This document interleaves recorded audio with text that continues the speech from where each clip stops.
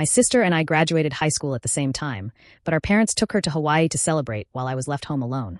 And that's not even the worst part. Graduating high school is supposed to be one of the happiest moments of your life, a milestone that marks the end of one chapter and the beginning of another. It is a time for celebration, to feel proud of the years of hard work, sacrifices, and memories. For most people, it is a time to gather with friends and family, to share in the joy of your achievements. But what if that moment is overshadowed by something you never saw coming? That is exactly what happened to me.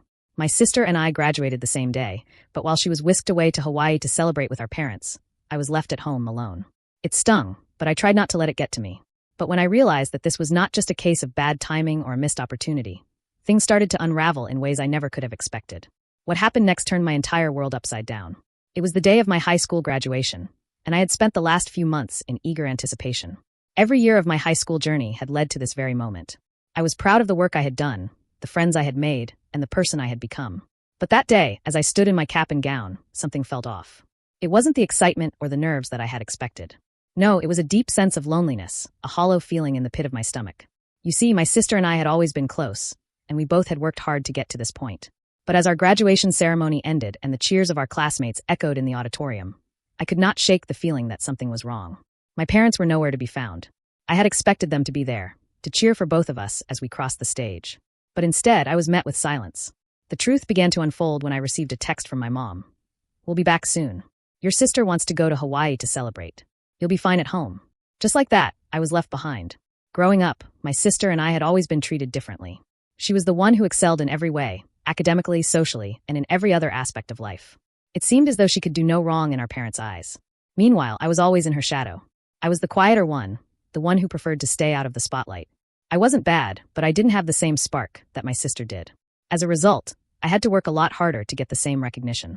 While I had always been proud of my accomplishments, it often felt like they were overshadowed by my sister's brilliance. My parents' attention always seemed to be on her. I had learned to live with it, but it wasn't always easy. Despite everything, I never expected this treatment to carry over into something as monumental as our high school graduation.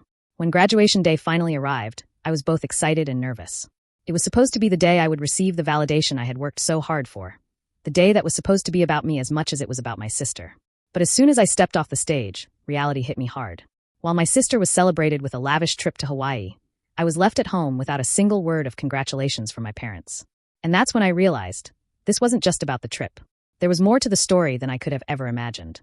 As I stood alone in the quiet of my house, the weight of everything began to sink in. My sister and parents were on their way to Hawaii, and I was left behind. It wasn't just the absence that hurt, it was the realization that they didn't seem to care. After the ceremony, I had expected at least a moment of recognition, a gesture that acknowledged all of my hard work. But no, instead, I was forgotten, and my sister was being pampered in paradise. As the days passed, it became clear that this wasn't just a one-time oversight. There was a pattern to it.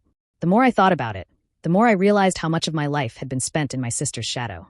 Even before high school, when we were kids, she was always the one who got the praise. She was the one who received all the attention, the one who was the golden child in our family. I never minded being the quiet one, but I did begin to question why my achievements always seemed to fall short of hers.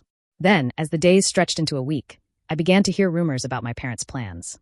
A friend of mine from school had mentioned something about my sister's trip to Hawaii and how my parents were planning an extravagant celebration just for her. As I pushed further into my investigation, I discovered that this wasn't just about a graduation trip. This was a part of a larger pattern of favoritism that had been going on for years. My parents had always placed my sister on a pedestal, and I had always been the second option. But it wasn't just the trip. The deeper I dug, the more I learned about how my sister had been treated. I discovered that, over the years, my parents had made several big decisions without even asking for my input. Decisions that were clearly meant to benefit my sister. They had enrolled her in prestigious programs, given her expensive gifts, and made sure that she was always the center of attention. They rarely even acknowledged my accomplishments, as if my achievements were mere afterthoughts. One particular moment stood out. I remembered a conversation I had with my mom a few years earlier. I had mentioned to her that I was looking into attending a university out of state, something that was important to me. Her response was cold and dismissive. "Why don't you just stay here, where you belong?" she had said. "You're not going to get into those fancy schools anyway. Your sister's the one who has the real potential." It hit me like a punch in the gut. In that moment, I realized that my dreams and aspirations had always been seen as secondary to my sister's. It wasn't just the trip or the lack of recognition. It was the way I had been treated my entire life. And now, it was all culminating in the fact that my parents couldn't even give me a moment of celebration after I had worked so hard to graduate high school. But it wasn't until later that I discovered the worst part. After hearing a comment from one of my cousins, I began to piece together a dark reality I had never imagined. My cousin had mentioned offhandedly that my parents had been planning for years to send my sister to Hawaii to celebrate her success, regardless of the fact that we had both graduated at the same time. It turned out that this trip was just the beginning of a larger plan, a plan that placed my sister at the center of everything. As the weeks passed, the weight of my family's behavior became more unbearable. It was one thing to feel like an afterthought, but as the situation unfolded, I began to uncover even more shocking details about how deeply ingrained this favoritism really was. My parents, who I thought would be my emotional support, had become so caught up in my sister's life that they had entirely ignored mine. But there was a specific moment that would change everything, a moment that revealed just how far their loyalty had shifted. It all came to light one evening when I received an unexpected phone call from my mom. I wasn't sure what to expect, given the tension between us since graduation. She told me she wanted to meet up, and despite my reservations, I agreed. I thought, maybe it would be a chance for some sort of reconciliation. I was wrong. When we met at a small cafe, I could tell immediately that something was off. My mom was acting distant, not her usual self. She avoided eye contact, and her words felt rehearsed. She started with pleasantries, asking about how I was adjusting to being alone. But the conversation quickly took a turn. She brought up my sister's graduation trip, and as I braced myself for the usual, she's the special one speech, my mother shocked me with a revelation.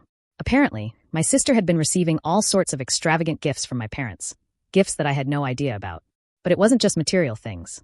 My mom mentioned that they had already started planning my sister's future, offering her opportunities for a life of comfort and success. This was all fine, of course, in my mother's eyes. But when I brought up my future, my aspirations, I could see the same dismissive tone I had heard years before. "What do you expect?" my mom asked, almost as if she were fed up. "Your sister is the one who's really going places. She has the connections, the potential. You're just not cut out for that kind of life. You know it, don't you?" I couldn't believe what I was hearing. My mother, someone I had always looked up to, was telling me that I wasn't good enough, that my dreams were not worthy of pursuit. All because they were so enamored with my sister's path that they could not even fathom the possibility that I might have something of my own to offer. The worst part, my mother's words were not an isolated incident. The more I look back at my life, the more I realized how this pattern of favoritism and neglect had shaped everything. My parents had always been focused on my sister's success, always quick to pour their time, energy, and resources into her, leaving me to fend for myself. It wasn't just about the trip to Hawaii. It was about the countless moments when I had been ignored, overlooked, and undermined. But the real bombshell came when my mom revealed the full extent of their plans for my sister. Apparently, my parents had been talking about how they intended to secure her future, even going as far as to set up a trust fund and make promises to her about her future career. They had already mapped out her path, ensuring that she would never have to worry about anything. And then they turned to me, and in a way that cut to the bone, they said, "We have no plan for you. You'll have to figure things out on your own." I was in shock. Not only had they completely disregarded me, but they had also made it clear that I was not a priority in their lives. I had spent my entire life trying to earn their love, their approval, but it was never enough. The more I learned about my sister's life, the more I realized that she had been the chosen one from the start, and nothing I did would ever change that.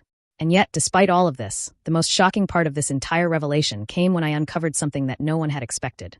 My sister had been aware of this favoritism all along. She had known how my parents felt about her, how much they favored her over me. She had known that she was the one they would always push forward, and she had used it to her advantage. She had manipulated situations, made sure to take credit for everything she did, and always positioned herself as the perfect child. My sister was not as innocent as she seemed, and for the first time, I began to see the depth of her betrayal. Not only had she caused a rift in our family, but she had done it with full awareness of the damage it would cause to me. In the aftermath of that shocking conversation with my mom, I felt a mixture of emotions: anger, hurt, confusion, and a sense of betrayal so deep that it was difficult to process. I had always thought that family meant unconditional love and support, but it became painfully clear that for my parents, it had always been about favoring my sister. What struck me the most was that they were unapologetic about it. The foundation of trust and care that I had once believed in had been shattered, and I was left standing alone, reeling from the realization that I had been nothing more than an afterthought in my own family. Over the next few weeks, the distance between my family and me only grew. My parents continued to dote on my sister, showering her with praise and support. They kept calling, leaving messages telling me how proud they were of her, how they were excited for her next steps in life. And yet, when it came to me, there was only silence. My graduation felt like a distant memory for them, overshadowed by my sister's accomplishments. Even the people I considered close to me were too afraid to speak up about the injustice I was facing. I had become an outsider in my own family. Then came the inevitable fallout. The family gatherings, once filled with warmth and laughter, became increasingly strained. My sister's presence at these events only served to highlight how much my family's loyalty had shifted. I noticed how my mom would glance at my sister with pride, as if her accomplishments were somehow more important than mine. And while my sister carried on with her perfect image, I couldn't help but notice how manipulative she had become, playing the part of the golden child who could do no wrong. Her subtle jabs, disguised as compliments, were enough to make me feel invisible. But the most painful part of all was the emotional toll it took on me. The hurt began to manifest in ways I hadn't expected. I started withdrawing from the family, cutting ties with anyone who seemed to enable the favoritism. The resentment built up, not only toward my parents, but also toward my sister. I started to feel like I was living in a world that no longer cared for me. I began questioning myself, wondering if I was truly unworthy of their attention or love. The fear of being forgotten, of being invisible in my own life, consumed me. It took me a long time to process everything. I found solace in my friends, who offered the support I desperately needed. Slowly, I began to rebuild my sense of self-worth, though it was not easy. I realized that I could no longer rely on my family to define my future, nor could I allow their actions to dictate my happiness. I had to forge my own path, one that didn't involve seeking validation from people who had proven they would never give it. As time passed, I started to see the situation more clearly. My parents' behavior, while painful, had been a reflection of their own insecurities and unspoken expectations. They had chosen my sister because she was the one who fit the mold they had created, the one who lived up to their hopes and dreams. And in doing so, they had overlooked me, the child who did not follow the script. But I wasn't going to be defined by their actions anymore. It wasn't until several months later that I finally made the decision to confront my sister. I had to know the truth. Had she really known about the favoritism all along? Did she understand the pain she had caused me? I wanted to hear it from her, to understand where we stood. What I didn't expect was her cold indifference. She was unapologetic, brushing off the issue as if it were no big deal. She made it clear that she was happy with the way things were, that she didn't care about the rift between us. She had always been the star of the family, and as far as she was concerned, that wasn't going to change. That conversation was the final blow. I realized that no matter how much I wanted to repair our relationship, my sister had already made up her mind about how things would be. She didn't see the harm in what had happened. She had always been the chosen one, and she would continue to play that role without regard for the consequences it had on me. From that point on, I stopped trying to fit into a family that had no space for me. I stopped seeking their approval, stopped waiting for their love. It was painful but necessary. I found new relationships, ones that didn't revolve around competition or comparison. I learned to value myself and my own achievements without needing anyone else to validate them. Slowly, I built a life where I could thrive, even without my family's support. In the end, I realized that the only person I needed to impress was myself. I couldn't control my parents' choices or my sister's behavior, but I could control how I responded. I could choose to break free from the toxic cycle of favoritism and build a future that was entirely my own. And that was the only resolution that truly mattered. If you found this story relatable or shocking, please give this video a like. Don't forget to subscribe to the channel and hit the bell icon so you never miss another story.